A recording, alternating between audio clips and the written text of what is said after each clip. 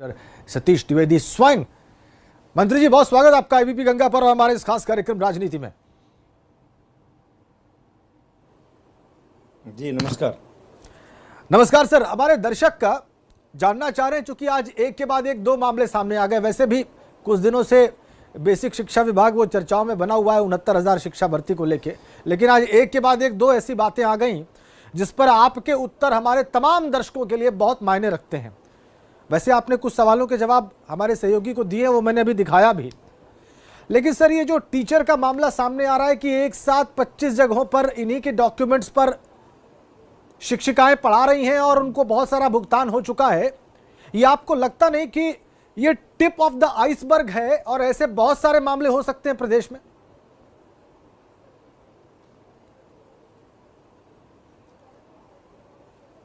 देखिए, कस्तूरबा गांधी बालिका विद्यालयों में जो नियुक्ति होती है शिक्षिकाओं की, फुल टाइम टीचर और पार्ट टाइम टीचर की, ये जिला स्तरीय विज्ञापन होता है। जिला स्तरीय जो चयन समिति होती है वो नियुक्ति करती है और ये नियुक्ति संविदा के आधार पर होती है, इसमें कोई भी स्थायी नहीं होता है।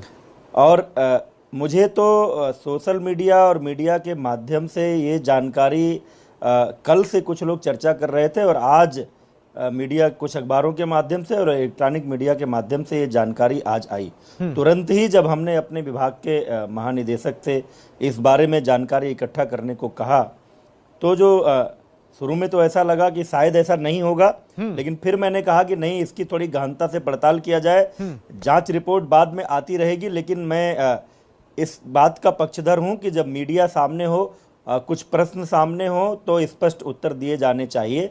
इसलिए 1 बजे तक अपने ऑफिस पहुंचते पहुंचते जब मैंने महानिदेशक स्कूल शिक्षा को इसकी प्राथमिक रिपोर्ट लेकर मेरे पास आने को कहा, तो जो जानकारी सामने आई है उसमें यह आई है कि ये शिक्षिका बागपत जिले के बड़ौत ब्लॉक के कस्तूरबा गांधी बालिका विद्यालय में अनामिका शुक्ला नाम की शिक्षिका की तैनाती है। पिछले कई महीनों से ये वहां अनुपस्थित रही है, इसलिए उसके खाते में वेतन का भुगतान नहीं हुआ है।